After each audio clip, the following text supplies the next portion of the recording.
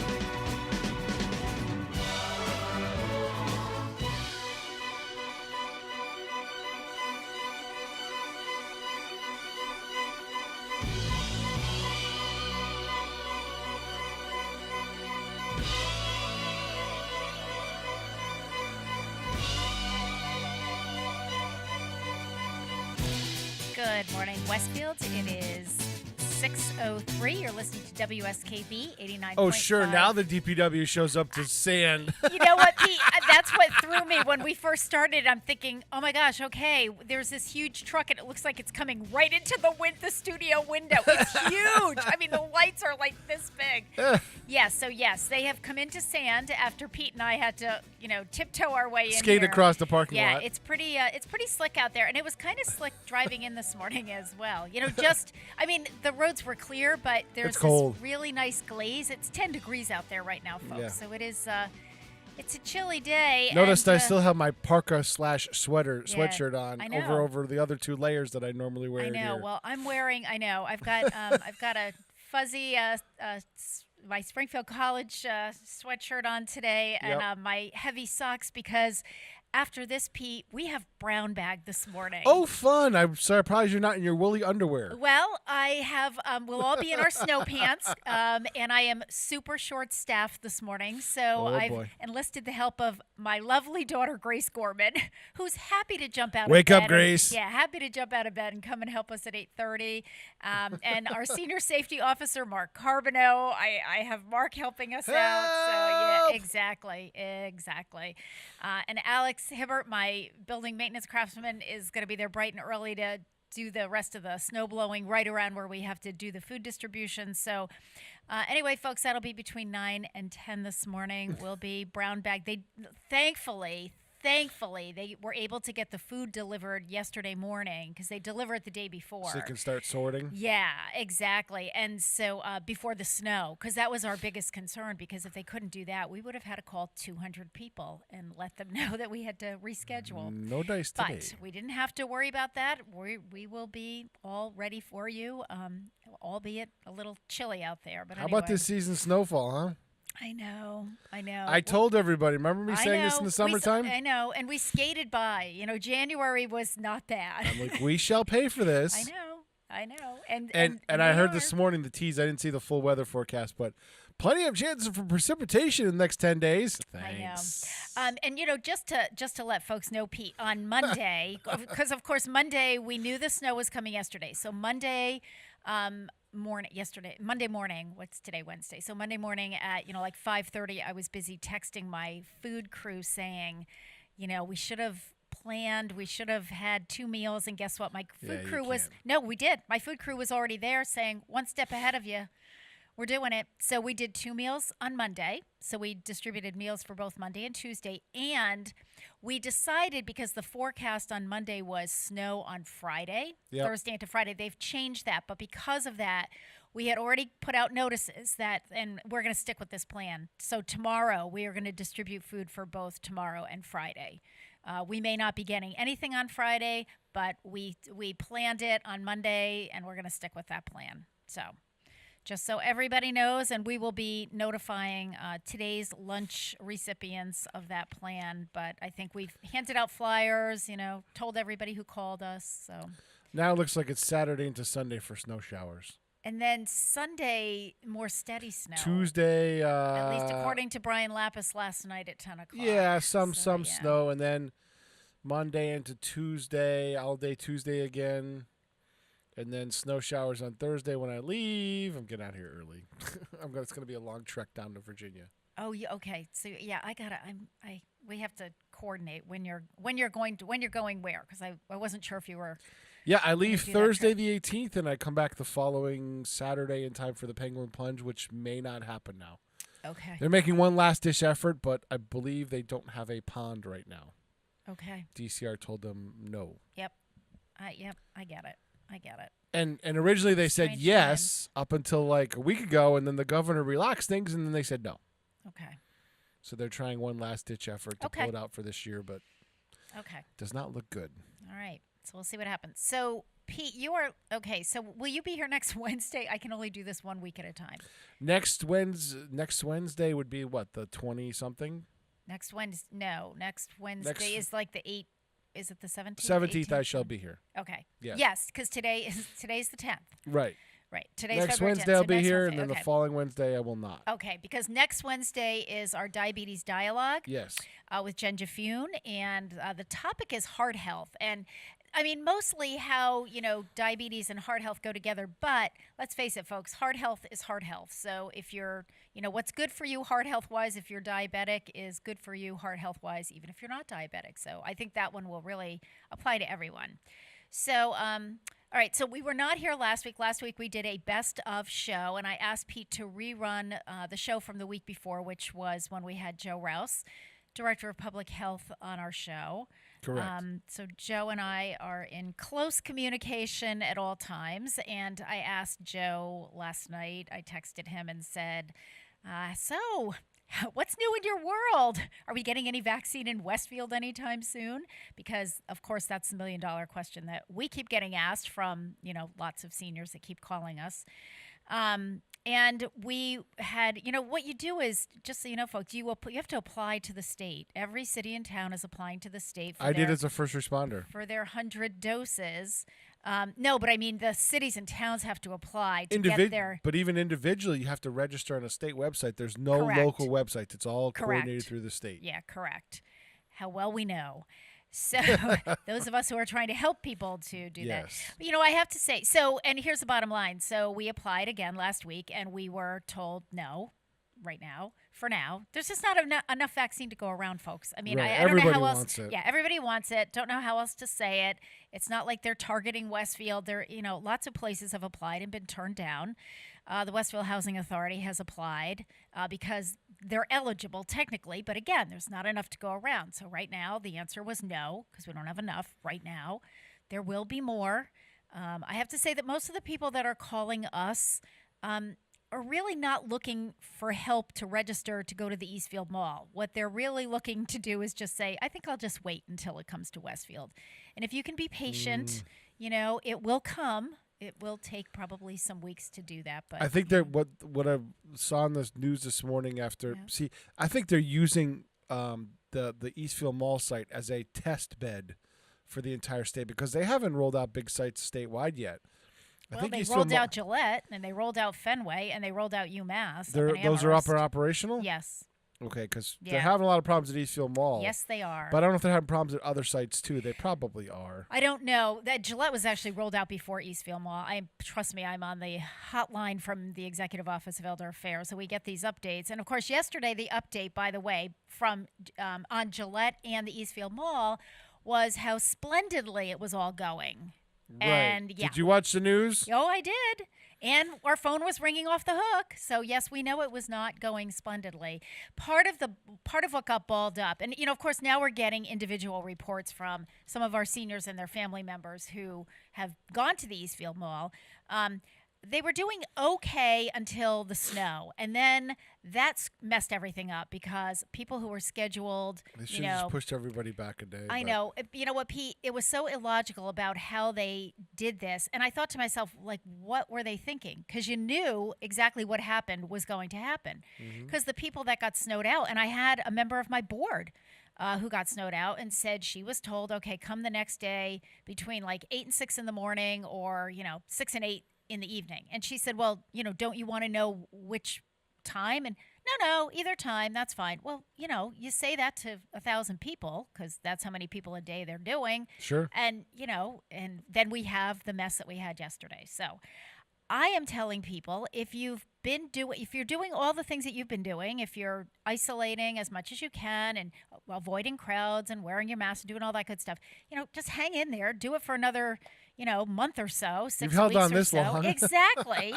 And where the heck are you going to go in the middle of, we got snow coming, it's freezing cold. Just stay safe, do what you've been doing, and it will get to Westfield. We know it will. It's scheduled to, get to some of the doctor's offices. It's scheduled to get to your local pharmacists. And here's the analogy, and I absolutely love this analogy. So Secretary Chen, Elizabeth Chen is the Secretary of Elder Affairs. And this is the analogy she used with us a couple of weeks ago. She had all the directors from the Councils on Aging across the state on the phone. There are 350 of us. And she said, look, remember 10 months ago when this whole thing started, how you couldn't get toilet paper and, you're going everywhere and you're trying everything. She said, well, right now the vaccine is the toilet paper of 10 months ago. So, she said in 6 months, you're going to be able to, call CVS and say, hey, can I come down and get a vaccine, COVID vaccine? And they're going to say, sure, come on down. It's the same thing. You want to get toilet paper now, you can get it anywhere you want. So it's all about supply and demand. And the demand is high, the supply is low, but it'll change. Just be patient, folks. Please be patient. Mm-hmm. All right, it's February 10th. Let's do our first famous birthday. It is the birthday of the late Boris Pasternak. He is a poet, novelist. He was born this date in 1890 in Moscow, Russia. He died at the age of 70 back in 1960. He was a poet, novelist, and literary translator. And composed in 1917, Boris Pasternak's first book of poems was called My Sister, Life, and it was published in Berlin in 1922 and became an important collection in the Russian language. Pasternak's translations of stage plays by Goethe, Schiller, Calderon de la Barca, and Shakespeare remain very popular with Russian audiences. Pasternak is the author, in 1957, of the book Dr. Zhivago, a novel that takes place between the Russian Revolution of 1905 and the Second World War. Dr. Zhivago, interestingly, although it took place in Russia, was rejected for publication in the USSR, but the manuscript was smuggled to Italy for publication. Pasternak was awarded the Nobel Prize for Literature in 1958, an event that enraged the Communist Party of the Soviet Union, and it forced him to decline the prize, though his descendants were able to accept it in his name after he passed away.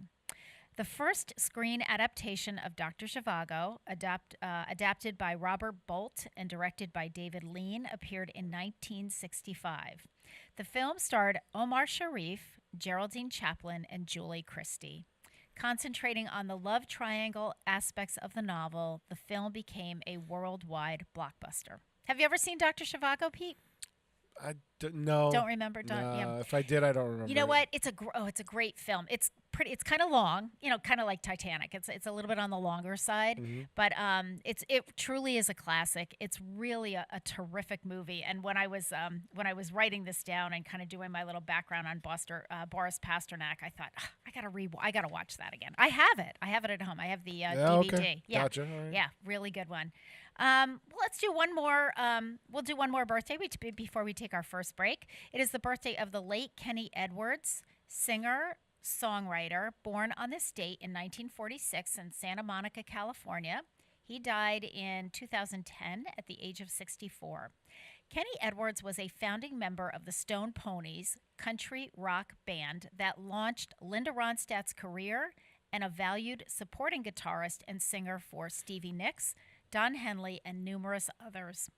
In 1964, Linda Ronstadt moved to Los Angeles to form a band with her old friend Bobby Kimmel, who had already begun co-writing several folk rock songs with guitarist-songwriter Kenny Edwards.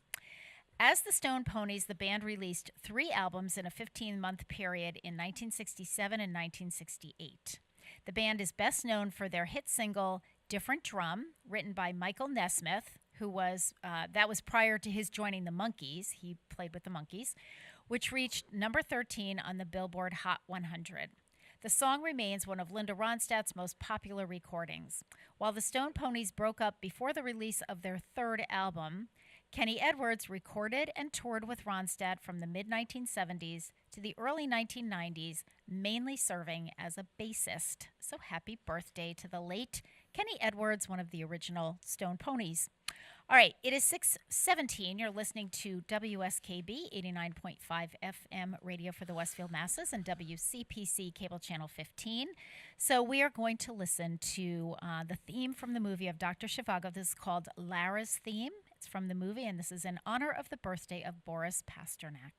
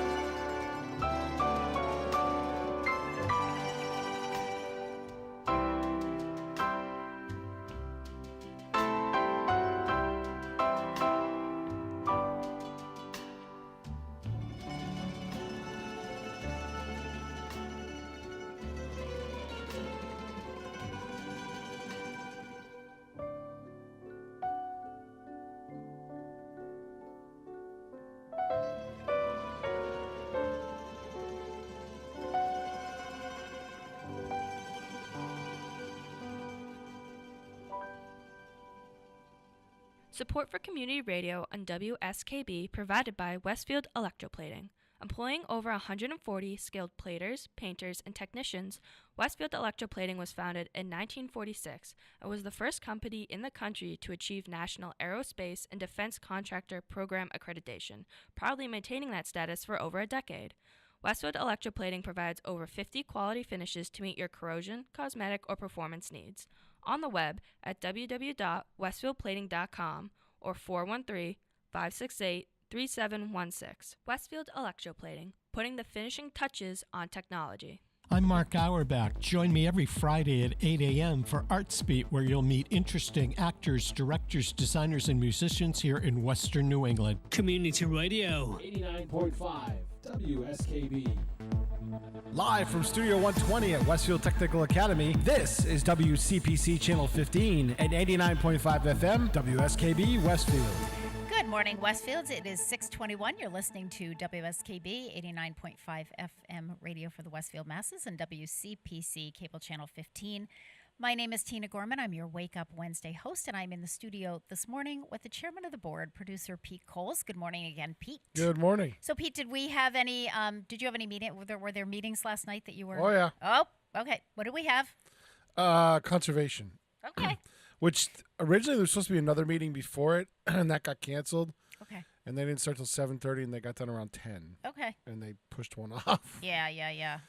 That's the other thing too. Is it's kind of tough when somebody schedules a meeting, and then you have to get a later time slot, and then they cancel it. Yeah, kind of. That's tough. Yeah, it's Because once you set your schedule, Right. agenda, you really can't change the time. Oh yeah. Oh yes, I know that. Yeah. One time I forgot to get I got my agenda in like 25 minutes late, and Karen Fanyon emailed me back and said, "Okay, you have to either postpone or cancel your meeting because you have to give 48 out business hours, whatever it was." Right. And I 2 was, days. 2 full yeah, days. I was. I'm not even sure I was 25 minutes late. I might have even been more like 10. But it is what it is. Those are the rules, and you have to give notice. So. Yep. Okay, just to let our listeners know, even because we did a best of show last week, and last week was the first Wednesday of the month, and usually Dr. Gary Gorman joins us on the first Wednesday of the month because we did a best of. He will be with us this morning. So he will be joining us at 7:05 because I will have to bug out a little bit early this morning because we do have our brown bag program, and so we'll be setting up for that outside in the freezing cold. All right, so today is the birthday of the late actor, comedian, singer, pianist Jimmy Durante. Remember Jimmy Durante, the big schnoz? Yes. Yep. Born February 10th, 1893 in Manhattan. He died at the age of 86 back on January 29th, 1980.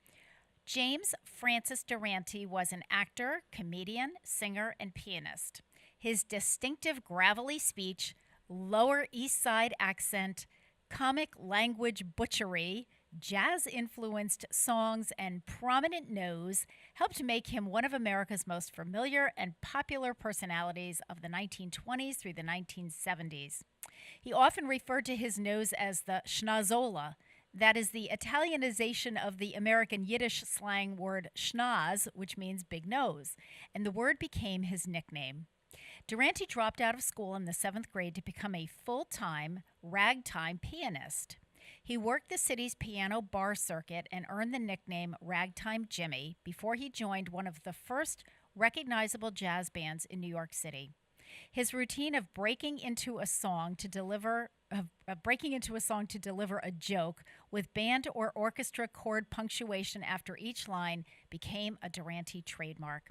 By the mid-1920s, Jimmy Durante had become a vaudeville star and radio personality. During the early 1930s, he alternated between Hollywood and Broadway. Durante had a half-hour variety show, The Jimmy Durante Show, on NBC from 1954 to 1956, and his last regular television appearance was co-starring with the Lennon Sisters on Jimmy Durante Presents the Lennon Sisters Hour, which lasted for one season on ABC from 1969 to 1970. So happy birthday to the late, funny Jimmy Durante, the big schnoz. It is also, I thought this one was kind of interesting. It is the birthday of the late Walter A. Brown. He was born on this date in 1905 in Hopkinton, Massachusetts, and he died young. He was only 59. He died back in 1964. But Walter Brown was the founder and the original owner of the Boston Celtics, as well as an important figure in the development of ice hockey in the United States. After succeeding his father, George V. Brown, as manager of the Boston Garden, he stated his belief that Boston should have a basketball team. So, Walter A. Brown took a mortgage out on his home, and he founded the Celtics in 1945. He then helped to found the Basketball Association of America in 1946, and he was instrumental in merging the Basketball Association of America and the National Basketball League into what is today the National Basketball Association, or the NBA. He did that back in 1949. Okay. Brown also played an important role in the development of hockey. He coached the amateur Boston Olympics to 5 Eastern Hockey League championships, and guided the USA to its first gold medal in the Ice Hockey World Championships in 1933. In February 1940, Walter Brown and 8 other arena managers organized the Ice-Capades. This guy did a lot of stuff. I think this is so cool. In 1951, he bought the financially strapped Boston Bruins. He served as the president of the International Ice Hockey Federation from 1954 to 1957. So who knew? Yeah, right. You know, one of Massachusetts' own. I thought that was really kind of cool, kind of fun. Okay, so we have more birthdays, but we'll put that on hold for now. So I already told you on the information and announcement front that we are doing 2 meals tomorrow's meal and Friday's meal, no matter what happens snow-wise. So tomorrow's meal is shepherd's pie, by the way, always a hit. Sure. And Friday we're calling it Valentine's Potluck Surprise.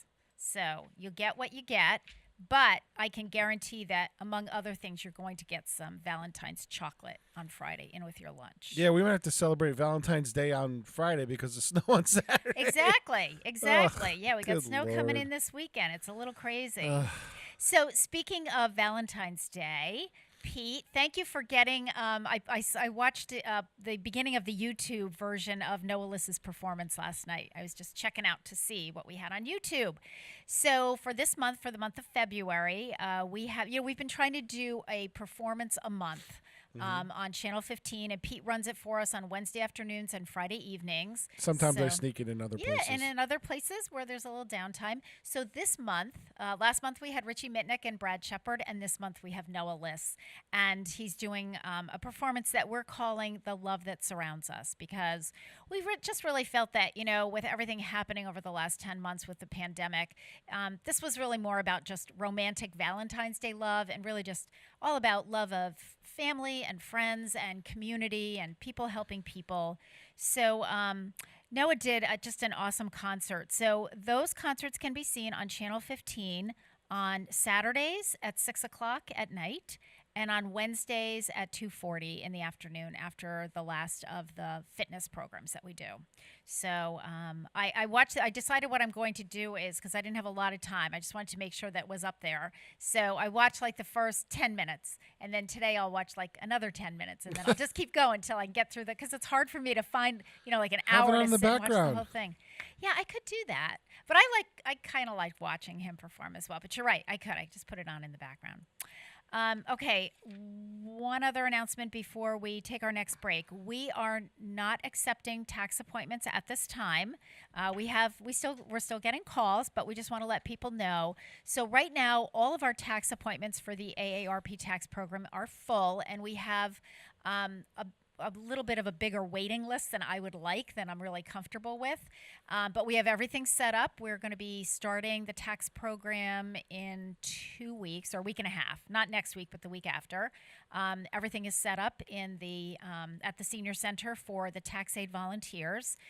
We still have to remind people this year there's no in-person. People will be dropping off their documentation. We have done the first 2 mail-outs of letting people know this is exactly what you need. This is the documentation that the tax aid volunteers will be looking for, and everyone is being mailed this wonderful. I should have brought it so that you could see what it looks like. It's called a cinch bag. It's a plastic bag, and it's got a string tied to it. Yeah. So you put all your documents in there. It's got your name and your appointment date on a label on the cinch bag, and you tie the cinch bag. And when you drop your materials off, you will be dropping them off to me on my cart that I usually use for lunch distribution. It'll be tax distribution, and a tax aid volunteer will be there to take it inside so that you know it's safe. You're going to drive away and be available by telephone so that you can consult with the volunteer who's doing the taxes all day, and then you'll have to pick up your documents that afternoon and just look over the tax return that the tax aid volunteers set up for you. So that's how it's going to work this year. I do want to do a really big shout out to Bay State Noble Hospital and Ron Bryant, who is the president of Bay State Noble Hospital, because they donated all of those cinch bags. We were trying to figure out how we could, get people's, information. It's very personal information. It's private. It's all about your finances and so forth. And usually when we do it at the senior center, people come with their shopping bag or their shoebox full of, their documentation. That'll force them to get a little bit more organized. Exactly. Too. That's exactly it, Pete. It's got to be really organized. And so we were trying to figure out, how, and originally we were going to use the Dropbox until AARP decided 2 weeks ago they didn't want anybody using Dropboxes. They wanted the information handed. So the original plan with the Dropbox was, we can't have stuff in a paper bag that's just going to be flying all over the Dropbox. So we came up with the cinch bag, and then, of course, I emailed and texted my good friend Ron Bryant and asked him, would it be possible? Because it's the same. Those are the bags that you use when you have like a medical procedure, like a day procedure or colonoscopy or any of that stuff, breast exam. And you have to, take your clothes off, and they give you, it's almost like a little laundry bag. And yeah, they sure. give you that. Yeah, it's plastic. It's wonderful. I've seen it several times. Very foldable, very lightweight, so we can put it right in the envelope, and we mail it to people with their documentation. So anyway, so the story is that we are hoping that AARP, that we will have more volunteers and that the volunteers will actually be able to do more returns per day than what we're planning. We're being a little cautious right now. And so if that happens, and we'll know that within the first week that they start doing returns, then we can open up more appointments. So check back. Are they doing the appointment by phone, or just they doing like? No, they have to call in for their appointment. So what Right, happened? but when the actual day of the appointment, they're not coming in. They're not coming in. So what they're doing is they're dropping they have a 15-minute window to get their stuff dropped off. Right. Between 9 and 9:15 in the morning, they drop their stuff off, they go home, Yep. and then they have to be accessible by phone. Right, so the preparer will do the return, so they may be able to, if there's nobody sitting with them, Correct. they may be able to go faster than you think. Yes, we know. Well, we know Hey, that. I got this question. You Yes, know. we know that, Pete, because you know what? What happened when Karen Noblet did Medicare open enrollment? That's the way Karen did it. She did it all by phone. After like 2 weeks, she said, this is unbelievable. I'm doing it this way from now on. She said, I can do so many more because I don't have to go out to the fireside lounge and have the person walk in and have them get settled. And then, you do the chit chat. It's all business. We're on the phone. We're going to get this done. She's on her computer. And so that is exactly what we think. We think that it'll probably go faster. People perform differently when somebody's not sitting right over their shoulder. You got that. You got that right, Pete. Just being honest. Yeah, no, I know. I totally agree. So we think that we're hoping that we'll be able to open it up. So if that happens, we are telling people call back March 1st. Because if that happens and we can schedule more people, we can take more appointments, we will do so.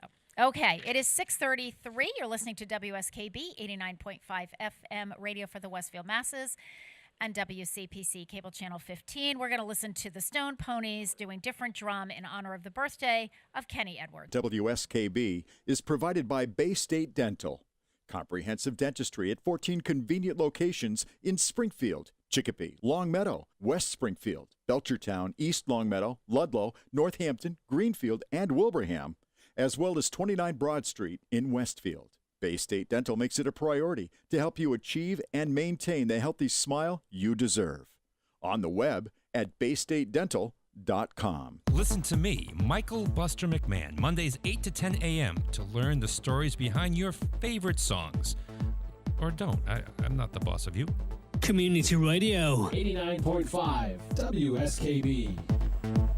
Live from Studio 120 at Westfield Technical Academy, this is WCPC Channel 15 and 89.5 FM WSKB Westfield. Good morning, Westfield. It is 6:37. You're listening to WSKB. Easy for you to say. I know. All of a sudden. You're listening to WSKB 89.5 FM radio for the Westfield masses and WCPC cable channel 15. My name is Tina Gorman. I'm your Wake Up Wednesday host, and I'm in the studio this morning with the chairman of the board, producer Pete Coles. Good morning, Pete. Good morning. I never asked you how your Super Bowl Sunday went because mine was supposed to be this big thing, and my girlfriend was coming up to watch, and then the snow happened, and then everything happened, and it was kind of a bust, Pete. You know. I was kind of smart. She came up on Friday night, and I had all the ingredients for stuff, so I had to run out to go to work because I got called in for a double shift on Saturday. They were really hurting. So I had all the ingredients to make the buffalo chicken dip. So she put it together, and she took half down to her house for her girls. And there you go. Chips and the cheesesteaks we were going to have and rolls. And I said, just take everything you need and then just make it with your girls. And that's what she ended up doing. Yeah. Well, the whole thing was a bust. I mean, it was. First She was of going to all, get wings for her dad and bring them over, and she's Yeah. like, Dad, I can't. I She was know. trying to find a place that would deliver some to Yeah. him. I know it kind of stunk. Grace was supposed to get together with her boyfriend and his family, which they've done throughout this crazy pandemic. And, Yeah, sure. But he lives in. The dad lives in Westfield, and Grace's boyfriend lives in East Springfield. He's almost on the East Longmeadow line, and of course, Grace is kind of in the middle, so he was going to swing by and pick her up. But they just said it was just to get from there all the way over to there, and so they decided to call that off, and that was fine. I mean, it was Grace was okay with that. I was just really hoping for a good game, which did not happen. So I didn't even see. I thought it wasn't bad. I didn't even watch the second half. So I did. I did, and I watched it for one reason. Well, it turned out to be one reason. Did you see this? What happened in the third? No. Did you hear about it? No. Oh, No. hold on a second. Let me pop it up for you. This is classic. 5:03 to go. Someone has run on the field. Some guy with a bra. And now he's not being chased. He's running down the middle of the 40. Arms in the air in a victory salute. He's pulling down his pants. Put up your pants, my man. Pull up those pants. He's being chased to the 30. He breaks a tackle from a security guard at the 20, down the middle of the 10, the 5. He slides at the 1, and they converge on him at the goal line. Pull up your pants, take off the bra, and be a man. What the heck? I love And the players with Kevin hands on Harlan. hips at the other end of the field are looking at him and shaking their head and saying, why, oh why, is this taking place in a Super Bowl? I love Kevin Harlan. That was the call on Westwood One for the Super Bowl. Okay. And he's done this a couple of times where people love Kevin Harlan games because he gets the nuts on his games and his calls are truly epic. Yeah, absolutely. CBS went to a break. Is that what happened? I mean, did that really happen? Oh yeah, that really happened. Oh my gosh. CBS went to a break and there's a fan on the field and they just And that took a was shot it, of the just- players and they went to a break. Okay. Kevin Harlan's still on the radio. He really can't take a break and he called the whole thing Oh, like that's it was funny. it was very funny. That is good. Now that I would have watched. That I would have watched. I saw it and I'm like, oh God, I hope there's a Kevin Harlan call. I hope somebody puts it out there. Well, it was just going to be Gary and me anyway, but I, made a big pot of chili, and so Sure. we've just been enjoying Super Bowl chili for the whole week. So because of course Oh. when you make chili, you have to make enough for an army. And I froze a lot too, but Yeah. still. I didn't make chili Anyway, this so- year, but yeah. that's going to be one of the things I do before winter ends. Yeah. Because I went over to Arnold's to buy. I couldn't find shaved steak anywhere for Philly cheesesteaks. Oh, I okay. couldn't find it anywhere. Really? Yeah. Huh, okay. I usually go to BJ's because they have good deals, and they were out. They were well. sold out. Yeah. Got So it. I went to Arnold's and found some, and Yeah? they had a 5-pound block of Italian sausage that they had frozen. It was on clearance. Yep. I'm like, I'm making chili because I make Yeah. it with sausage instead of hamburger. I've never tried it with so I've made it with both hamburger and I've made it with turkey, ground Yeah, turkey. yeah. I've never made it with sausage. I bet that would give it a nice flavor. Gives it a little Yeah. bit of a different flavor, and it's the same texture as hamburger. So Yeah, right, exactly. Well, I have like mine actually is a vegetarian recipe, but I put hamburger in it. Sure. I like the meat, but it's got some really interesting spices. So and it's got wine in there. I mean, it's a very different taste of chili. It's not sort of your And I do mine without typical beans. spicy. Really? Yes, So what do you use? more of a Texas chili. Okay. So I'm more into the Oh, veggies, gotcha. peppers, onions. Yes, I put all those that in stuff, too. I put yeah. zucchini. I put shredded carrot. Yeah. Yeah. I mean, there's a lot. You can do whatever you want to. It's chili. Yeah. It's like meatloaf. You can throw whatever you want to in there. Yep. And speaking of all that cooking and stuff, so you know what? Let's talk about this. Where's my? I love I cooking. gotta find my notes. I know you. I do. can't live without my sous vide now. I Oh. really can't. So February, now this isn't cooking, but February is Bake for Family Fun Month. And it's funny because when this pandemic started back in March is when it really hit here. A lot of families were doing that. A lot of families were baking. So, this is a great month to do that. So warm up the home and bring the family together in February during Bake for Family Fun Month. Everyone has an opportunity to get in the fun when you divide up the responsibilities and break down the steps. And you can really do this even with little children, even like with, 3-year-olds can help. They can have a little chore that they can do. So depending on the size and the age of your family, choose kid-friendly recipes. Choose something that's fairly simple. Pick a day of the week that's flexible and let everyone take turns with the dirty jobs. While having fun with the family, children will practice many skills. Older children will polish up on their reading abilities. Following instructions becomes a practiced skill. Everyone will hone up on their chemistry and their mathematics, and they will have a lot of fun. And they won't even realize that they're learning. After all the baking and cleaning up, settle down to savor the results. Enjoy all the family closeness and delicious rewards. Spend time with the family baking this month, whether you bake with your children or you invite grandparents or siblings over for baking sessions. Don't hesitate to make memories with each other. And I know the other thing that that I've seen being done is, and even in my own family, my sister-in-law does this with my great nephew. They do like FaceTime baking or Zooming baking. You know what I mean? Like one's in one kitchen and one's in the other, and because they're not together right now, but kind of doing it that way. So to me, that's a great use of technology. For those kinds of family things. So. So by all means. All right, couple more birthdays. Today is the birthday of actor Robert Wagner. He is 91 years old today. Robert Wagner was born on this date in 1930 in Detroit, Michigan. He's an American actor of stage, screen, and television, best known for starring in the television shows It Takes a Thief, that was from 1968 to 1970, Switch, which was from 75 to 78, and then Heart to Heart, which was 1979 to 1984. That's the one I remember. Heart That's to Heart. Same with me, Pete. I do remember him in It Takes a Thief, but that was a little bit. I was a little younger then. Heart to Heart, which co-starred Stephanie Powers, who I always thought was so beautiful, was broadcast on ABC from 79 to 84. No one else was seriously considered for the role. George Hamilton had a high profile at the time and was suggested, but producer Aaron Spelling said that if he was cast, the audience will resent him as Hart for being that rich. But no one will begrudge R.J. Wagner a nickel. So he got the part. Wagner also had a recurring role as Teddy Leopold in the TV sitcom 2.5 Men. That was from 2007 to 2008. Yep. And I know, right? And he made 12 guest appearances from 2010 to 2019 as Anthony DiNozzo Sr. in the police show NCIS. I remember that. Yeah, so do I. I mean, I forgot about it until I read it, and then I went, oh, yeah, he did that as well. He starred and co-starred in numerous movies throughout his career. He was married 4 times, twice to Natalie Wood.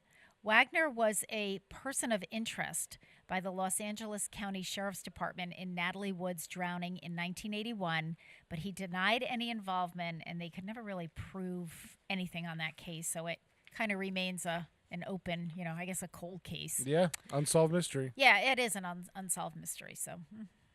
All right, and finally, is this finally all my birthdays, I think? It is the birthday of Olympic swimmer Mark Spitz. And boy, do I remember when Mark Spitz, got all of his Olympic golds. He was the talk of the Olympics. He was born on this date in 1950. He is 71 years old. He was born in Modesto, California.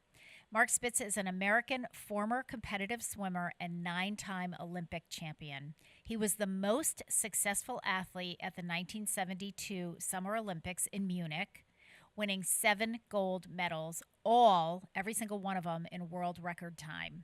This was an achievement that lasted 36 years until it was surpassed by fellow American Michael Phelps, who won 8 golds at the 2008 Summer Olympics in Beijing.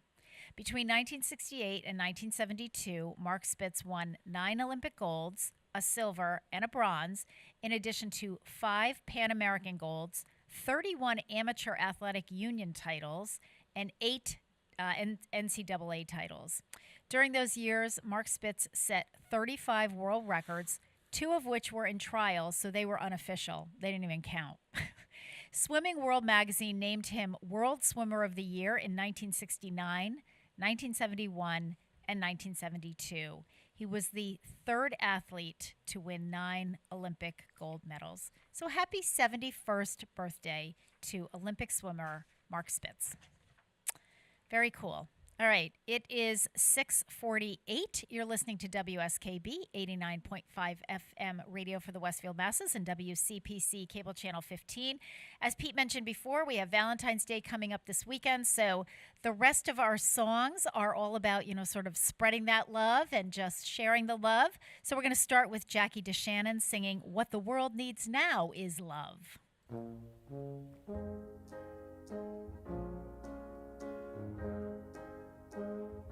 What the world needs now is love, sweet love. It's the only thing that there's just too little of. What the world needs now is love, sweet love. No, not just for some, but for everyone. Lord, we don't need another mountain. There are mountains and hillsides enough to climb. There are oceans and rivers enough to cross, enough to last till the end of time. What the world needs now is love, sweet love.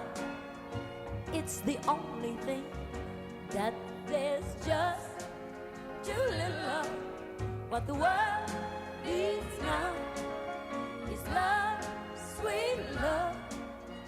No, not just for some, but for everyone. Lord, we don't need another meadow. There are cornfields and wheat fields enough to grow. There are sunbeams and moonbeams enough to shine. Oh, listen, Lord, if you want to know what the world needs now is love, sweet love.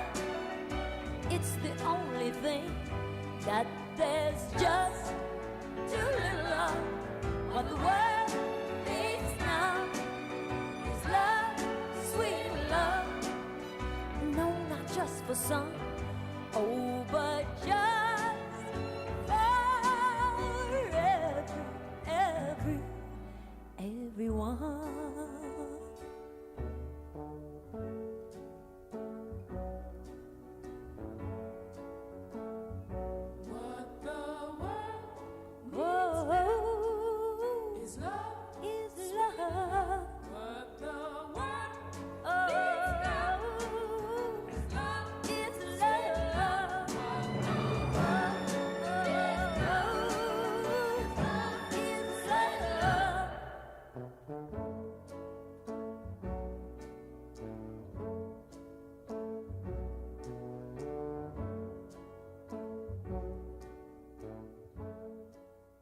Support for the community programming of WSKB is provided by the Barnes & Noble College Bookstore in the Ely Campus Center, offering Westfield State t-shirts, sweatshirts, and gift merchandise, all of your academic needs, and offering textbook materials in new, used, ebook, and rental formats. Available at the bookstore on campus or online at westfieldstate.bncollege.com. Support for the community programming of WSKB is provided by Comcast and Xfinity.com, offering Xfinity TV, Internet, home phone, and home security services. Information on all that Xfinity has to offer in the Westfield area is available online at Xfinity.com. Support for community radio on WSKB is provided by Betts Plumbing and Heating Supply Company, an independent, family-owned wholesaler serving Westfield for over 50 years, specializing in plumbing, heating, and industrial piping supplies. On the web at bettsplumbing.com or at 14 Coleman Avenue in Westfield. Hi, it's Bob Plass, and I have Wow, It's Tuesday, every Tuesday, 6 to 8. Wow, it's Tuesday. Community Radio. 89.5 WSKB. I did it! Live from Studio 120 at Westfield Technical Academy, this is WCPC Channel 15 and 89.5 FM, WSKB Westfield. He did it. It is Wednesday, February 10th. It is 6:53. You're listening to WSKB 89.5 FM radio for the Westfield masses and WCPC cable channel 15. My name is Tina Gorman. I'm your Wake Up Wednesday host, and I'm in the studio this morning with the chairman of the board, producer Pete Coles. Good morning again, Pete. Good morning. So in about 15 minutes, we'll have Dr. Gary Gorman joining us. Gary's a chiropractor with Strength for Life in East Hampton. He's been talking to us for the past several months about his 7 tips for a balanced life. And last month, he started the topic of stress and distress and kind of the difference between distress and eustress, and so that topic kind of warranted a couple of sessions. So we're going to finish that up today with a very practical list of some things that you can do for yourself to kind of decompress. And so we'll be talking about that second hour. He did a nice job with Mark Auerbach as well as part of his On the Mark series. Yeah, he was. Gary said Mark did a really nice job. Gary said Mark is a really nice interviewer. He didn't interrupt Gary nearly as much as I do. But I thought Mark did a nice job with that. And Mark had emailed me. He's a really interesting guy. I really like him. Yeah. He had emailed me a couple of weeks ago. He was doing an article. I don't remember for what exactly, because he wears a lot of different hats. Yeah. But anyway, it was on newsletters. And so he had sent out an email to people who write newsletters, distribute newsletters, and he had a series of questions that I think he asked all of us. How do you distribute it, and what's your content, and all that kind of stuff. So anyway, I gave him my feedback, and I sent that along. And yesterday he sent me a copy of the published article, and it was so well done. Yeah. I mean, there was a little section because, of course, a lot of this is targeted toward business and industry, and Right. and they use a lot of technology and media and so forth. But Mark pointed out toward the end of the article, you have to know your niche. And he talked about, at the Council on Aging, people are much more inclined, especially my older, 75 and olders, they want a hard copy. They want it to be like a newspaper, which Right. is what it is. Yep. And he said, so delivery of that is different. And he talked about the fact that, we put it in the pharmacies, we put it in doctors' offices. People are loving the bin that we have outside now by the front door. They just drive up. They can, any time of the day or night. Self-service, yeah. Self-service. Take as many copies as you need. We check it, every couple days just to make sure if we need to put more in there. So, because the other day I was working late. You know what? It and serves somebody two pulled in. purposes, believe it or not. It gets people out of the house. Yes. Yeah, you're Just right. to go Pete. get their paper. Yep. And we've said that all along, even with the lunch program. A lot of people are doing it. It gives them some structure to the day. Got to get down to the senior center, get my lunch, say Yeah. hello to all my friends, in the parking lot. We got our volunteers and we got our staff. And speaking of lunches and so forth, and Jackie DeShannon before telling us that the world needs love, we are having a Spread the Love curbside turkey luncheon at the end of the month. So the date for that is going to be February 25th. And this is just cracking me up, Pete, because we're taking reservations beginning this Friday at 1 o'clock. Okay, it's going to be your traditional turkey dinner. It's going to be turkey with gravy, cornbread stuffing, vegetable, cranberry sauce, and a Spread the Love special dessert that Joanne and George are going to put together. So I had a woman who called me on the Saturday that the newsletter came out, which was like whatever that was, like January 31st or something. And I happened to be, oh, what a shock. I happened to be in my office, so I answered the phone. And she said to me, I want to sign up for the turkey luncheon. And I said, it's too early. Can't sign up we're not taking signups for that until February 12th. And she said, well, we got the newsletter. And my husband was reading the newsletter and he said, a turkey dinner in the middle of February, let's do it. And it's funny because they're not, I didn't recognize the name at all. They're not, Not any of our, normally, yeah. they're not any of our regular lunch people. They might, have come to the senior center in the past for other things. But I just thought, and she was not the only person who did that. I probably took a half a dozen phone calls in the first couple of days. And I said to people, don't worry. We know this is going to be a big one, so our cap is very high. We're going to do at least 175 turkey dinners. So the call in for that is this Friday starting at 1 o'clock. And don't panic if you don't get, if the line is tied up, you'll get it. Just be patient. So it's going to be fun though. So yeah, so that's coming up. We have Pete. Pete and Kenny were on the road to do the taping for this month's Westfield Council on Aging Presents series, which is hosted by Harry Rock. And this month they did Valley Eye Radio. And Harry interviewed programming coordinator Harold Anderson. We were going to have Harold in here. Their studio. But I was like, why? They got a brand new. They have a brand new studio. Let's show off the brand new spot, and plus, I don't have to bring as much gear because it's a radio studio. Right, because they have all their own stuff over there, Pete. Correct. Yeah. So Pete and Kenny took a field trip and went over to Springfield, right? Yeah. So that program airs Tuesdays at 2:45. So it'll be the 9th, the 6th. No, what's today? Today's the 10th. No, it'll be the 16th and the 23rd. We've already aired it on the 2nd and the 9th. And is that one on also in the YouTube bundle, Pete? Has that been added? That should be up there. It should be up there. Okay, so there you go. So staying connected and on those, through radio. On those, I think it's Tuesdays? Yes. I usually put them on Thursdays, too. Oh, good. Okay, good to know. As an added bonus. In the same slot. Good to know. It's just easier that way. Yep. Good to know. So Valley Eye Radio was actually started by a group of people who were concerned about folks with visual disabilities and other disabilities who didn't have access to newspapers. They couldn't read the paper and so forth. So it was this the Western Mass Radio Reading Service. Yep. And it was, oh my gosh, many years ago, because I can remember volunteering for that and doing some reading on, back then when it was Western Mass Reading Radio, whatever it was. Radio Reading Service. Radio Reading Service. I did that when I was in graduate school at Springfield College. Now, that was 1,000 years ago. Yeah. So it's been around for a long time. Yep. And, has obviously grown. And as Pete mentioned, now they have their own brand new studio. So very cool.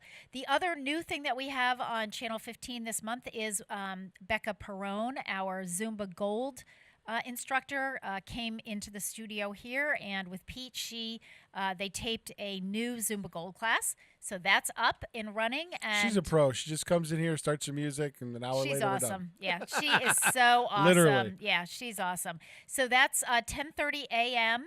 on Tuesdays and Thursdays on Channel 15. Or again, you can go to YouTube. You can stream it, do all that other stuff. And finally, before we take a break. Technology support for seniors. We are working with the students here at Westfield Technical Academy in the Information and Technology Department shop. I guess it's called shop. And they are working with our seniors on the phone to help you with your tablets, your smartphones, your laptops, your desktops, whatever you have, but especially those seniors who maybe got some of those kinds of things from their kids for Christmas and don't quite know what to do with it. Sure. So the students are walking them through that process. So far, we've had a lot of success with that. It was slow to start because the students here have been, hybrid model and all that stuff. But we're getting there. It's up and running now. Mm-hmm. So if you would like to set up an appointment, just call the Senior Center. 562-6435, and Mary Lou is doing all the scheduling. It is 7:01. You're listening to WSKB 89.5 FM radio for the Westfield Masses and WCPC Cable Channel 15. When we come back, we will be joined by our resident chiropractic physician, Dr. Gary Gorman. We'll be back.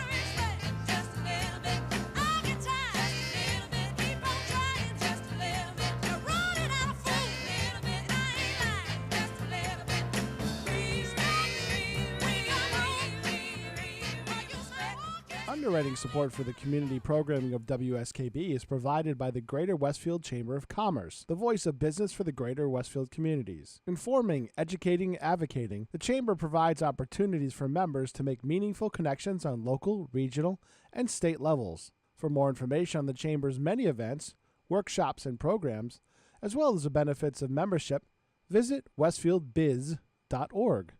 The Chamber focuses on the most important economy, yours. Join us the third Wednesday of every month with Selectman Joe Didi and his take on everything Southwick. Community Radio. 89.5 WSKB. Live from Studio 120 at Westfield Technical Academy, this is WCPC Channel 15 and 89.5 FM WSKB Westfield. Good morning, Westfield. It is 7:05. You're listening to WSKB 89.5 FM radio for the Westfield masses and WCPC Cable Channel 15. My name is Tina Gorman. I'm your Wake Up Wednesday host. I am in the studio this morning with the chairman of the board, producer Pete Coles. Good morning again, Pete. Good morning. And on the phone this morning, we have our resident chiropractic physician, Dr. Gary Gorman. Gary is practicing at Strength for Life in East Hampton. Good morning, Gary. Well, good morning. How are you? Good. I laugh out loud because just sitting on the phone and listening to you, I'm tired. Me too, Gary. Pete, I have to go take a nap. Talking about running on warp speed, I'm going, oh, my God, Tina, I am so tired just listening to everything that's going on and all this energy and stuff. So, wow. Oh, Gary, you make me feel good.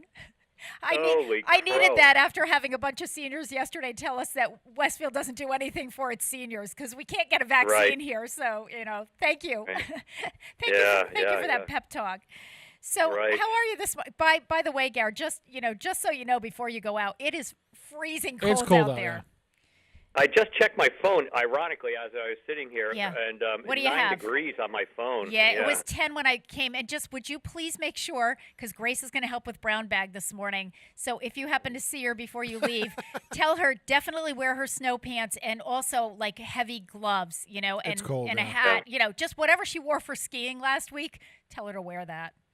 Yeah. Okay. No, it's brutal. Yeah, February's making up for the light November, I know. December, and January that we had, I think. Yeah, and you know what? January, not only did we not really have snow, but also the temperatures were really, we commented on that. For It the hasn't most been part, above freezing since Yeah. mid-January, but I it know. felt warmer because we didn't have snow. Yeah, and because we had a lot of sun, I do see the sun peaking up, though, so I can see that Yeah. on the horizon over there. So hopefully that'll warm things up a little bit. So, Dr. Gorman, you have spent several months now on your list of 7, you call them 7 tips for a balanced life. So we've been chipping away month by month at your list.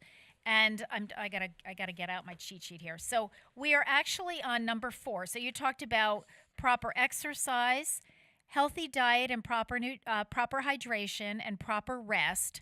And then last month you talked about you started the topic of controlling distress, and you talked a little bit about the difference between distress, which is not so hot, and eustress, which is good stress.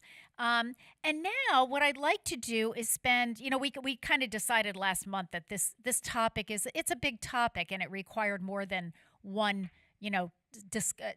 session for a discussion here. So what I'd like to do this time is kind of talk about maybe some pointers or tips of just some practical things that people can do to reduce stress in their lives. How's that? No, I think that's just great. Yeah, and there are so many of them, Okay. depending on, I think in part it kind of depends on what your perception in your own life is causing the distress or the, just the difficult situations going forward. And so there are many of those. The first, it's interesting, is, we always hear the expression, stop and take a breath. Okay? Yes. And I actually love so, that expression. Take a breath. Yeah. Yeah. So when we become under a bit of anxiety for whatever reason, we do what is called shallow breathing, which is basically an unhealthy type of breathing, because what will happen is we breathe shallow, we don't take full deep breaths, and generally the breaths that we take are from like our chest or breastbone up. It's just it's right from the throat up, basically. So we're not getting enough oxygen. We're not getting rid of enough carbon dioxide, which is the gases that come and go inside and outside our body. So that expression speaks volumes of stop and take a breath. And if you're under stress, it's really nice to just stop and take deep, full breaths, deep inhalation and exhalation. Slow it down, inhalation. Much more efficient. And it just calms us down and relaxes us a little bit. I'm teaching a lot of my patients these days on how to do some core strengthening exercises, but this goes back to breathing. And they'll be laying on their back, and I'll say, look, I want you to take a deep breath in and make a Buddha belly. You know, you ever see the Buddhas? They have the big bellies. Yes. Well, that's of course. because, I'm trying to do this while you're talking, like I'm practicing this breathing. So when you take a deep breath in, what happens is there's a big muscle between your chest and your belly called the diaphragm. That drops down. In order to make room for that to drop down, you have to stick your belly way out. So when you take a breath in, stick your belly way out. Got it.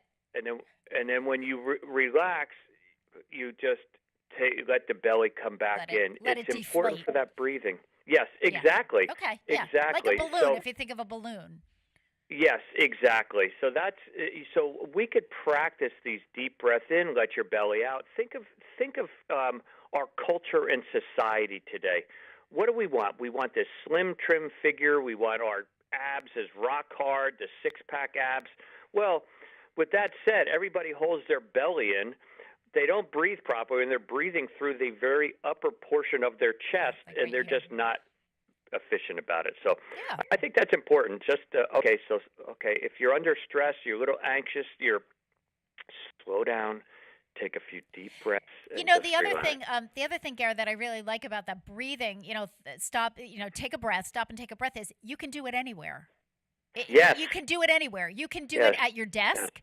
You can do, if you're on the phone with somebody and they're getting you all riled up, if you're watching a television show, if you're, having an argument with your teenager, whatever it is, deep breathing, you can do it anywhere. And what it does almost instantaneously, it kind of stops your brain chatter in its tracks. So if your brain is kind of going a million miles a minute of the to-do list, it's going, stop and take a deep breath. Before you know it, okay, what do I have to do? Okay, concentrate, take a breath in, let your belly out. Right. It almost instantaneously is in that kind of a mantra of, okay, slow this down, relax, and it kind of breaks that treadmill cycle that your brain is running on high energy. So right, and I think the other thing too that you kind of alluded to this, Gare, but I just want to focus on this for a second is the word focus. So when you take those deep breaths, you really need to focus on that. So whatever the brain chatter was that was causing the anxiety, again, whether it's the argument with the teenager or something you watched on the news or whatever. The focus now is off of that for a few minutes and just on that, breathe in, what is it in through your nose and out through your mouth? Is that, I think that's... Yes. Yeah. Now, yes. And there's a reason for that. When you breathe through your nose, for one, there's it's a filtering system. Yes. So all the hairs in your nose that we tend to kind of clip and stuff, well, those go all the way back. And as you breathe air in, it's designed to filter out some of the microscopic particles and things that are in the air that we don't want to get into our lungs. And plus it's a moisturing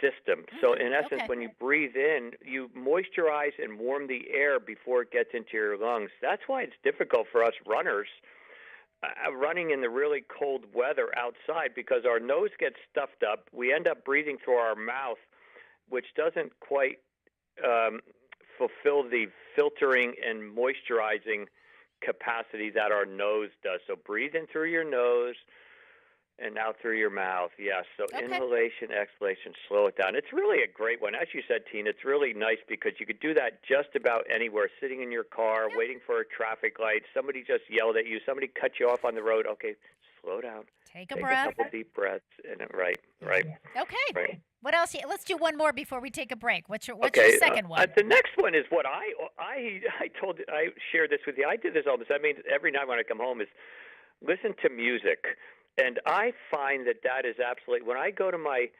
go to the computer, I turn on my iTunes, and as a default, I go to Simon and Garfunkel. That's your go-to. The greatest hits. It's my go-to because what happens is music can bring you back in a time tunnel to a era, a generation of happiness and of quiet times, or just it triggers a feeling in our bodies of some sort. So Simon and Garfunkel probably isn't the kind of music that you're going to get jazzed up for before a sporting event necessarily, but for me personally, it just almost instantaneously calms me down and relaxes me. Sounds of Silence is the first song in Simon and Garfunkel. Yes. You know, I know the list. But for whoever, some people would want to listen to the big band era just because it brings them back in a time tunnel to a wonderful time of life where they just had so much fun and enjoyment.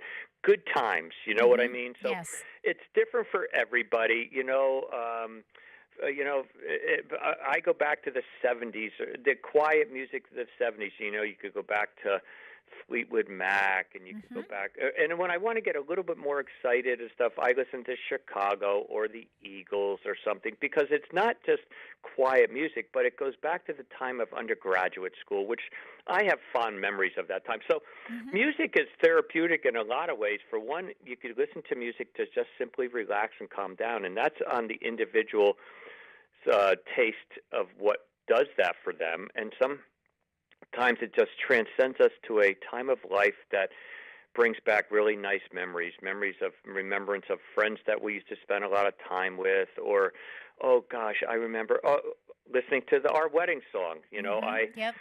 Kenny Rogers, Lady. I just always, to this day, it brings me back to when we got married. So it's just fun stuff. So I think that's, again, it's easy. You could listen into the car. You could just do it in your home, and as you're walking around, and it just brings up different emotions for different people. Right, and there are so many avenues for music. I mean, there's, we have CDs, and we have, iPods, and we have, TV. Some you can get it on your, you can get music through your television, and or you can just kind of hum along to yourself or sing to yourself.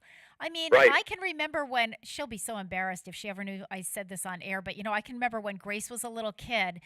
When her to de-stress, if she was, off the wall, it was taking a nice warm bath, and I'd get her in that bathtub, and if I closed the door, I could sometimes hear her singing in the bathtub. She would just so between those two things, and I know that's actually another thing on the list, but it'd be like taking that nice warm bath, singing her songs, and she'd come out, she would be a different person. So, I think, don't underestimate your own, even if you can't sing. Remember, Gary, we used to have that friend of ours, Father John. He was a priest out in Iowa when you were in chiropractic college. And I remember him saying he loved to sing. He had a beautiful voice. And it was a tiny church, so we didn't have any kind of a big, church thing there. But he would encourage everybody, just sing. That's, just because even if you're off key, that's the voice God gave you, so have at it.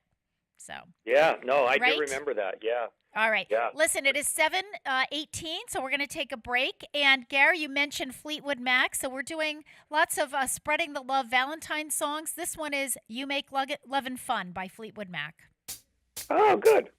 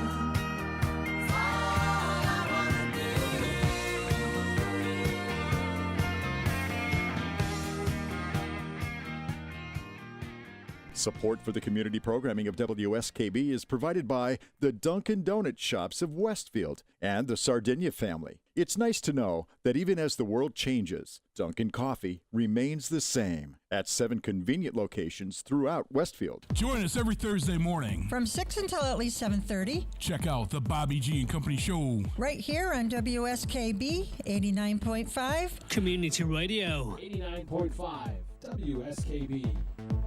Live from Studio 120 at Westfield Technical Academy, this is WCPC Channel 15 and 89.5 FM, WSKB Westfield. Good morning, Westfield. It is 7:22. You're listening to WSKB 89.5 FM radio for the Westfield masses and WCPC Cable Channel 15. My name is Tina Gorman. I'm your Wake Up Wednesday host, and on the phone this morning we have Dr. Gary Gorman. We like to consider him our resident chiropractic physician. Dr. Gorman is with Strength for Life in East Hampton. And good morning again, Dr. Gorman. Well, good morning, my beautiful bride. How are you? I'm doing well. So did you like that Fleetwood Mac air? Oh, I do. You know what, Teen? I have to tell you, talking about a group or a band that is chill. Yes. You know, I can see, because CPT TV, cable television, I think out of Connecticut, will oftentimes do these fundraising concerts on TV and old concerts.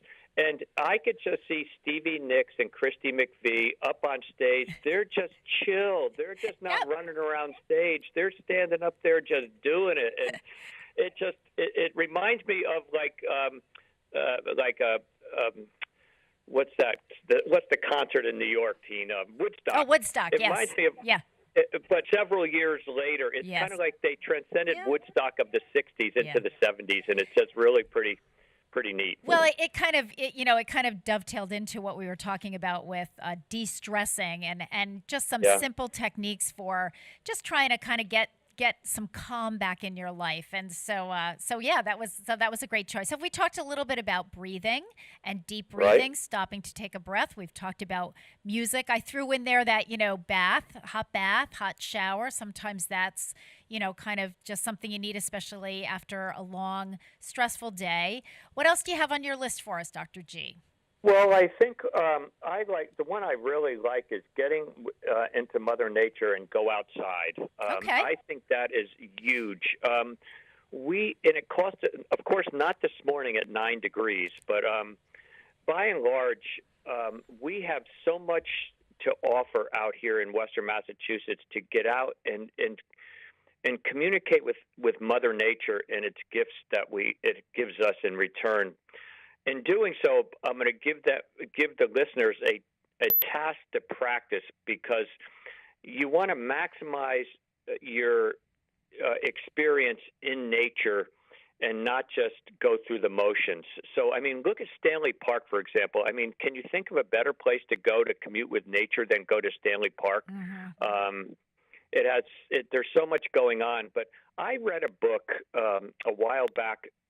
The name of the book is called Stopping. And what is this book? The author is teaching us on how to break the treadmill that we're on during the course of a busy day. And he uses the metaphor of music. And he basically says, he goes on to explain that for those musicians out there, if there was no space between notes in music, it would be one sound like a siren going off. Mm-hmm. So the beauty of music is as a result of space between each musical note that gives it its beauty. So he uses the metaphor of going from one place to another as a note. So between one note to another would be like, oh, Tina, you could say on a nice day, I'm going to walk over to Town Hall because I have to drop something off from the Senior Center. Between the Town Hall and the Senior Center would be 2 notes. Just concentrate or focus in on your surroundings as you're going from point A to point B. Mm-hmm. If the listeners think that's easy, try it. It is extremely difficult, because what we are doing, human nature is that we are thinking of the list of 1,000,001 different things that we have to get accomplished. We're not listening to the birds. We're not feeling the breeze on our face, or we're not looking at the chipmunks or the squirrels running up in the tree and and having fun, we're thinking about what I have to do when I get to town hall. What do I have to do when I get back to the senior center? What do I have, And so consequently, if we could train ourselves to take a breath, stop for those few minutes of time. I know what I have to do when I get to my destination. So in the meantime, I'm just going to enjoy the moment for what the moment brings right now, and focus and concentrate on your environment. Just not go through the motions of the walk, but enjoy the nature that's surrounding us, which is very difficult to do. Take it from someone who tries it almost every time I go for a walk. Yeah, So. it's really interesting that you say that, Gary, because I think that you're absolutely right. And I have this really funny example. So yesterday, you were out shoveling snow, right? After you taught your class at Springfield College. And so I got home last night, and Grace said to me, I took some pictures of Dad outside shoveling snow. So I said, oh, she goes, you want to see? She goes, I got one. It's a really great picture. So I said, yeah, sure. So she shows me a picture, and you're out there kind of leaning on your shovel, the driveway's all clear and everything. And I said, oh, yeah, that's a great shot. And she said to me, Mom, it's a perfect picture because you can see the sun setting in the background. And, Gare, after she pointed it out, I said, oh, yeah. Her focus was but with this beautiful sunset in the background. My focus was you got the task done, because that's the way my brain works. It's just exactly what you say. When I'm going from point A to point B, in my head, I'm like, okay, so I got 15 minutes to do this. And when I get back, I have, oh, that's right. I got to return the call for so-and-so. I forgot to send an email to so-and-so. I've got, it's boom, boom, boom. And you're right. It is really challenging. And I think that's a good, you sort of threw down the gauntlet and threw the challenge out there for all of us. And I'm probably the worst offender. I love walking and I love being outside. And I need to really learn how to turn it all off, and just, as you said, just enjoy. Sometimes when you and I walk, I think one of the things that we've done together is we have spent a lot of time looking at people's houses. You and I tend to walk through neighborhoods, and I do give us credit for that. We're starting to say things. Hey, is that a new bush that they planted, or is that, you look at those flowers? They're so, or we love the landscaping here. I never noticed the color of those shutters. Yeah. That looks really nice against the backdrop of the brick, and those things are taking your mind off of, just emptying your mind, kind of, and just kind of focusing on, as you said, sort of beauty around you. Yes, and that is really, if we don't quiet our brain down, that becomes really unhealthy after a while, and it's a cumulative effect. But our society today is based on productivity, and if we're not producing mentally or physically every second of our day, that's not how we're raised. That's not how we're brought up. We're brought up to think and do, think and do, think and do. And that's unhealthy. We have to take those breaks. We have to stop during the course of our day, stop. And there's nothing more that I'm going to accomplish when my list is back at my desk. So when I have to run my errands, I could just be running my errands and it's called, I've used the expression a lot, and I was taught, called present time consciousness. Just focus on the present time, what is going on right now in your surroundings, and enjoy those surroundings. The breeze in your face, the sunset, the sunrise, the beautiful the clouds. I just looked up and watched clouds sometime and go, oh my God, those clouds are just absolutely gorgeous. Mm-hmm. Look at those. They paint a picture up in the sky, so things that we miss because our brain is thinking about everything else. So I think Gare, it's interesting because one of the things that it's also another technique is to kind of have your lists and your to-do lists and all that. Sometimes just writing all that stuff down, it's like, okay, I got to do this, this, this, and this. I'll worry later on about, what order I'm going to do things in and what can wait until tomorrow or whatever. But sometimes if you can just get the list done, then you can say, okay, I wrote it all down, so I don't have to worry about forgetting anything. Now I'm going to take those 15 or 20 minutes or a half an hour to, go outside, take a walk, look at the birds, feed the squirrels, walk the dog, whatever. Right. So that gives the lists do give your brain a rest. Yeah, because it's like I can just take a break now. Right, exactly. Yeah. No, that is critical. So I challenge, and believe me, I challenge the listeners to do that and just quiet your brain and take in your surroundings. I try to do that for when I'm driving home from East Hampton to home. It's about a 20-minute drive. It's beautiful. It's on 141. I go up the mountain road, and to just focus for like a minute. There's a term called highway hypnosis, and that means that how many times have we driven from point A to point B, and when we get to point B, we go, whoa, how did I get here? Right. I mean, I knew how I got here. I drove, but I can't remember one thing about my environment or my surrounding because you're on autopilot. Yes. You're so familiar with the roads. You're so familiar with the left turn, the right turn. I have to go here. Your brain is in 1,000,001 other places, not even thinking about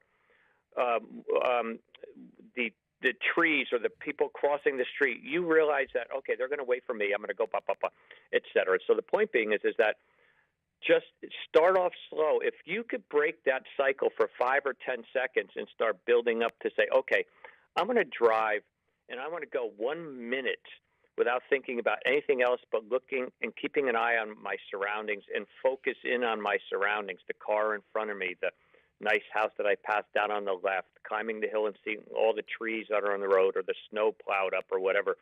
It is a challenge, and it is not easy. I know it sounds easy, but it's not so easy. All right, No, it is 7:33. Now we're going to take a little break, but I do want to introduce this song because we're talking today about ways to sort of de-stress, and one of the things that we talked about was music as a way to just kind of calm yourself. So I took this opportunity, Gare, to choose a song that I think is first of all, I think it's just a beautiful song. For me, it's one of the most beautiful songs that was written, and it's very calming. We are celebrating Valentine's Day, and we're talking about spreading the love and so forth. I'm dedicating this song to you, my husband of almost 40 years. This is by Anne Murray, and the song is "Could I Have This Dance?" We'll be back.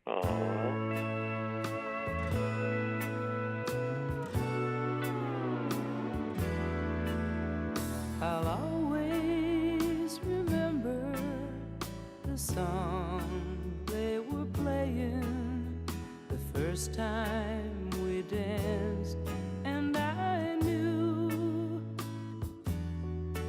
as we swayed to the music and held to each other, I fell in love with you.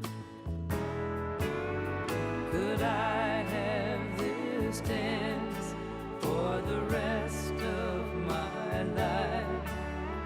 Would you be my partner every night? When we're together, it feels so right. Could I have this dance for the rest of my life? I'll always remember that magic moment when I held you close to me as we moved together. I knew forever you're all I'll ever need. Could I have this dance for the rest of my life? Would you be my partner every night? When we're together, it feels so right. Could I have this dance for the rest of my life? Could I have this dance for the rest of my life?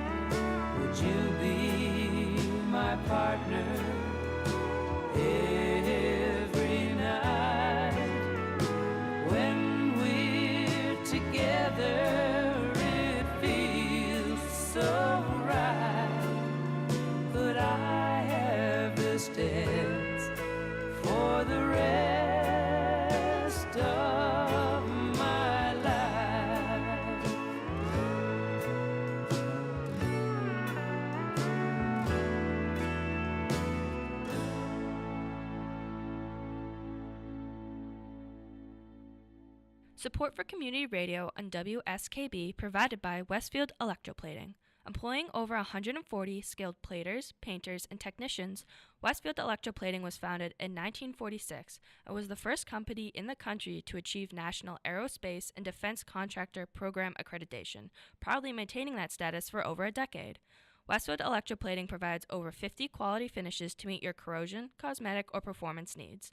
On the web at www.westfieldplating.com or 413-568-3716. Westfield Electroplating, putting the finishing touches on technology. I'm Mark Auerbach. Join me every Friday at 8 a.m. for Arts Beat, where you'll meet interesting actors, directors, designers, and musicians here in Western New England. Community Radio. 89.5 WSKB.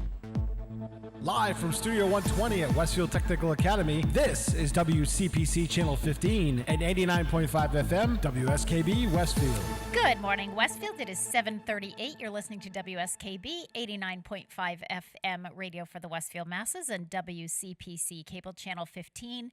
My name is Tina Gorman. I'm your Wake Up Wednesday host, and we have on the line with us this morning on the telephone line Dr. Gary Gorman, chiropractic physician with Strength for Life in East Hampton, and we are discussing ways to reduce, sort of simple methods for reducing the distress in your life. Welcome back, Dr. Gorman. Well, thank you very much, and the answer to that song is yes, absolutely. Well, thank you. Oh my gosh, that's a great song. It's, So actually, I am a beat, and I'm not a lyric guy because half the time I can't understand the lyrics to the song, but I could understand every word that Anne Murray sang. Yeah. So Anne Murray is a great, Anne Murray is a great artist for de-stressing. She, Yeah. what I mean? Her music is very kind of soothing, very mellow, easy to listen to, and she just has a really pretty voice. So, Yep.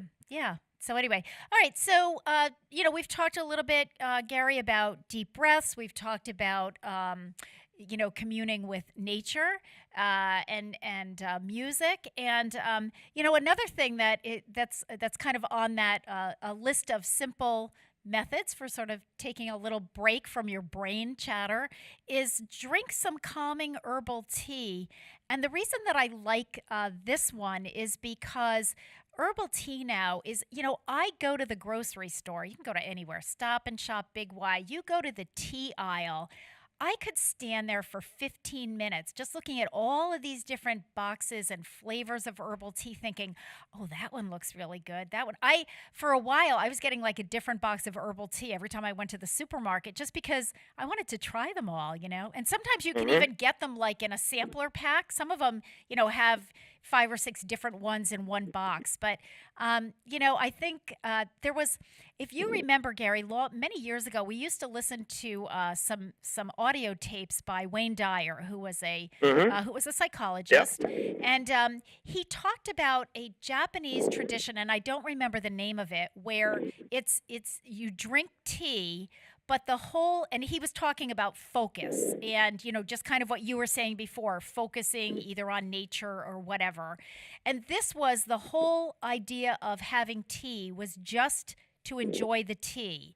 It wasn't for, it wasn't like a coffee break, having, a conversation with people. It was just the focus of slowly sipping and enjoying this tea. And it was just, the whole idea was, as you've been pointing out, Garrett, just to kind of take a breath, look around you, quiet yourself. So I kind of look at that as, kind of an interesting way to do it as well.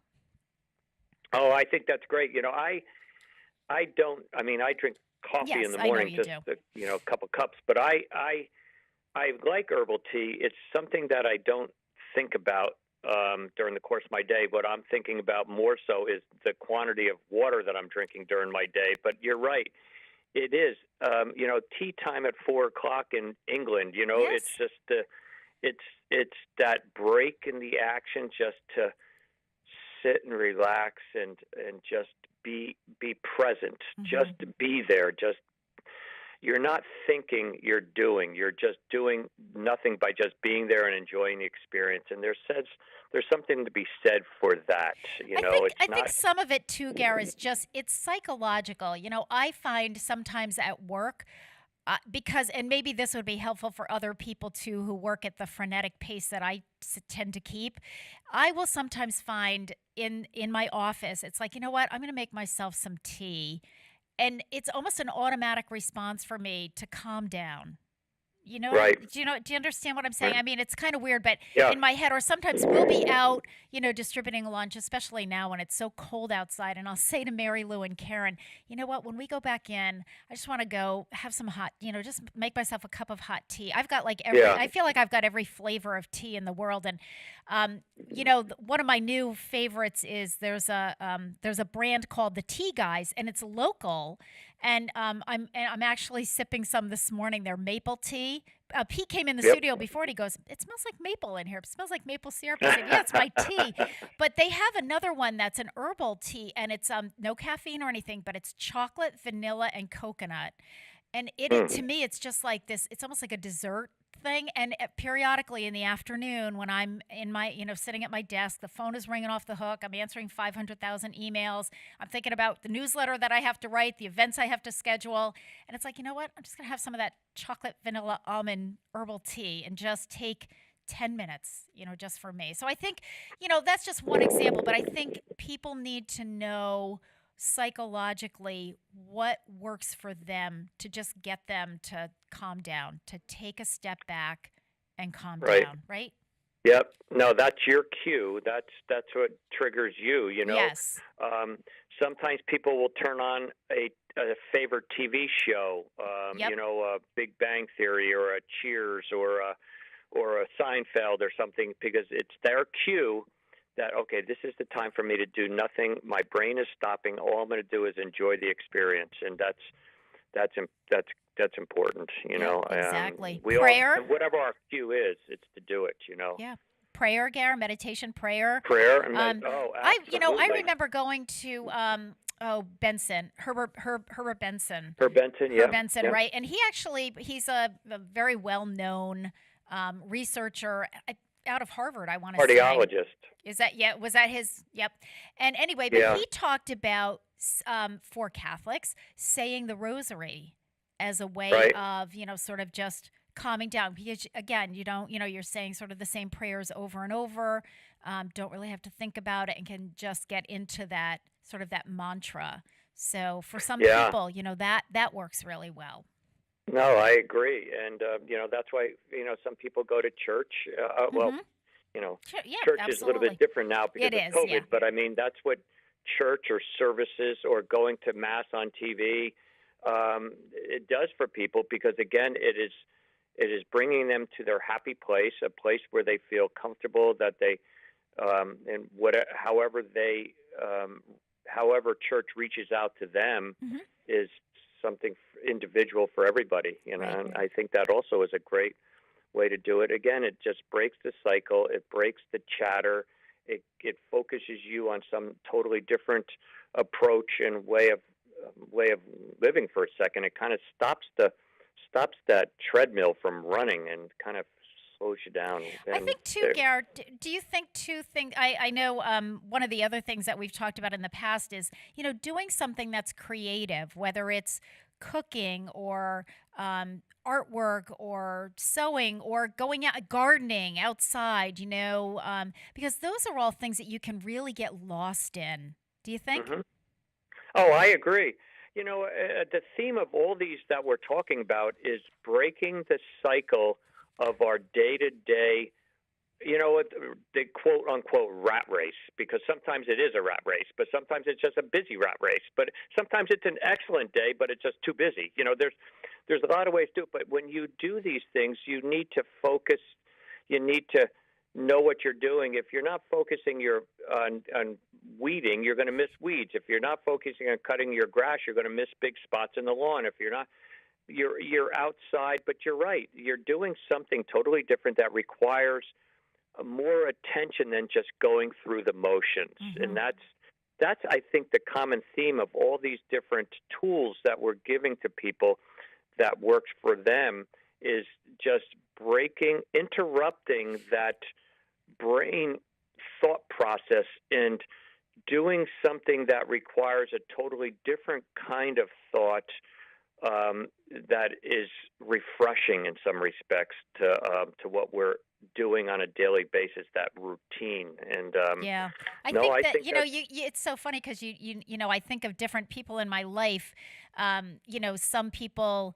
I used to watch your mom. She was a wonderful cook, and oh she yeah, would just get so involved in whatever she was cooking or baking. If she was baking something favorite for one of the grandkids because it was their birthday, she would just get lost in that project. yeah, I see it with you when you're outside doing yard work. I mean, that is just yep, something, you plant your flowers or you cut your grass or you have your, I want to do this and wouldn't this look pretty? And it's just, I think, for the sheer joy of the beauty of what you're doing. You know what I mean? And yeah, and yeah, I see it with our daughter Grace. Grace loves to do artwork. She's not a yep. Rembrandt, she's not the best painter in the world or anything like that, but it brings her joy and it really relaxes her, and she's used that as a de-stressor for, I mean, since she was in high school, and she will Mhm. just get lost in an art project. I mean, she will just spend hours. We set up when she moved back home last year, kind of set up an area in our study that's sort of her art studio. And she can just get lost in that. So I've seen our sassy stitchers do it, with knitting or crocheting. My mom used to do that. My mom was a knitter. And I think in retrospect now, she was also a caregiver. She cared for like so many people in the family that, got sick, her parents and her husband and all this other stuff. And I think knitting for her was a way to, as you said before, Gary, the space between the notes, to just calm down, focus on just stitches and colors and fabric and texture. So, whether it's art or knitting or music or landscaping or gardening or cooking, whatever it is, I think having, whether it's photography, but having something that you can be a little creative with, I think is really an awesome de-stressor for people as well. I agree. And if you're going to engage in a particular activity, you want to maximize the experience. There's a difference between doing and being. Doing is, okay, we're going to get in a walk. Let's go walk right now. Boom, we're going to go out and do it. Being is being in the present time and enjoying the total experience of what a walk can give you. It's not semantics. It's an experience that we just have to train ourselves to do, because again, Western society oftentimes shuns these kinds of lifestyles because it's not productive or high pace or high energy. It's just really go. We need to get this done. So I think doing and being, we want to be present and be there in that experience. And I think that is really, it's subtle, but it is so critical, because when we're being, our body chemicals start to change a little bit. We want to calm down that fight or flight sympathetic nervous system and get more into that parasympathetic, that rest and digest, that calm down, let that go. I have noticed, interesting enough, and it's a sample size of one, it's me. I have noticed when I walk at my office, I practice at the Eastworks building, and there's 4 stories. I will oftentimes do a half-hour walk, and I don't walk up the stairs. I kind of power run up the stairs as I would do if I was training. And I found that when I have eaten something before I go for my walk and I come up the stairs, I am winded and gassed, in part because my digesting nervous system has started to take over, and my sympathetic nervous system, the energy nervous system, was shut down a little bit, and I woke it up, and it's like it didn't want to be awakened. It's kind of like, oh my God. But I found when I'm on a bit of an empty stomach and my sympathetic nervous system was not quieted down, I could go up there and go, wow, I'm in pretty good shape. Well, I think it's just a matter of timing. So, so there's a lot of little things, but it's a matter of not doing much different than maybe what we're doing right now, but being focused and enjoying it in a totally different light, in a different brain, in a different mindset, and that could maximize the experience. And so we're not asking the listening audience to do things that they many times aren't already doing, but just go at it with a little bit of a different sense and a different behavior, different mindset or consciousness. I love it. I think that's great, and that's a great way to end. Dr. Gorman, thank you. So we have now covered 4 of your 7 tips to a balanced life, your own list that you have going here. Yes. I do want to remind viewers that we do have the brown bag food distribution program this morning between 9 and 10. Please be respectful of that time frame, because I'm telling you right now, it's 10 degrees out there, and I'm not staying out there 1 minute past 10 o'clock this morning because I'm going to have to go back out there at 11 and do lunches. So, Dr. Gorman, thanks so much for joining us. And I want to remind our listeners that next week, Jen Jaffoon will be on the program for the second hour with our diabetes dialogue, sort of, kind of our informal support group that we have going. The topic is heart health. And again, heart health, we were talking about this earlier in the program, Pete and I were, heart health is a topic for everyone. So whether you have diabetes, of course, Jen will be tying it into how do you manage diabetes and have good heart health, but it's going to be a topic that's relevant for everyone. In the meantime, please stay safe. Wear your masks. And by the way, I will go into this a little bit more next week because we didn't have time this week. Please make sure that if you're using cloth masks, that you're washing them frequently. If you wear them for a day, at the end of the day, you throw it in with your laundry. If you need cloth masks, we have plenty of masks at the Senior Center. Come through the lunch line between 11:30 and 11:45. You won't even have to get out of your car. I want to make sure everybody has enough cloth masks so they have one for every day of the week. So we are distributing those. Don't be afraid to ask for them. Even if you've gotten them before, say, I need more. That's okay. We'll get them to you.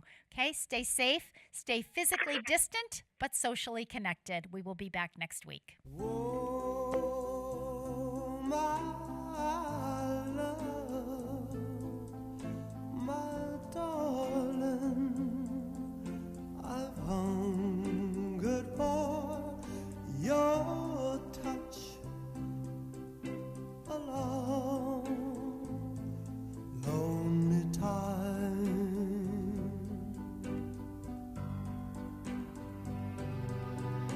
And time goes by so slowly, and time can do so much. All you still more.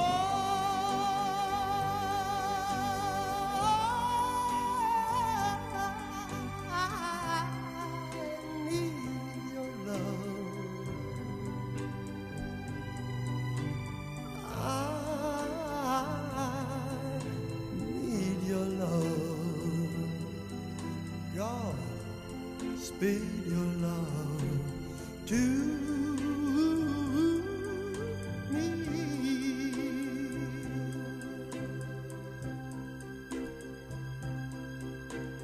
Lonely rivers flow to the sea, to the sea, to the open arms of the sea. Yeah. Lonely riverside, wait for me, wait for me.